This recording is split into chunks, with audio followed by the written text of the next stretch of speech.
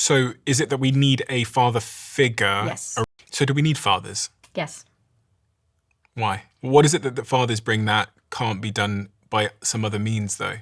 Because we don't yet know, first of all, whether these adaptations in the female brain, for example, are enough, because that research hasn't been done. And secondly, there are very few children who don't have a father, actually, if you look at their social grouping. Now, it might not be a father who co-resides. It might not be a father who they see that frequently.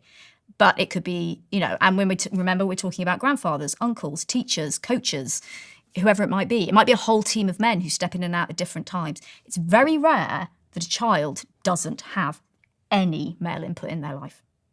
And that is what a father is. It's not your biological father.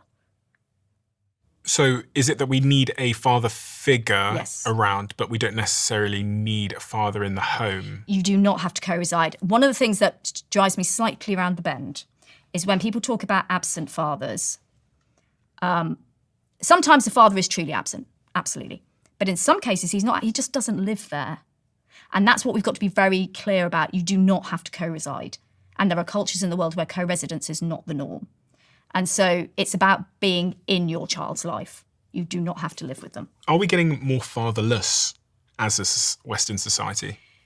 It would seem so at the moment in terms of biological fathers, yes, unfortunately. And that's one of the things that we really need to focus on. I've recently become a trustee of a new policy unit, which is the Centre for Research into Men and Boys. And my role there is to look at the role of fathers, how we support fathers, how we support boys in having male figures in their lives. Because we are seeing, because divorce has become more culturally acceptable, possibly because of longer lifespans and relationships aren't lasting as long, there's lots of reasons why we are getting more children who do not have fathers in their lives. It's also a major issue in the US.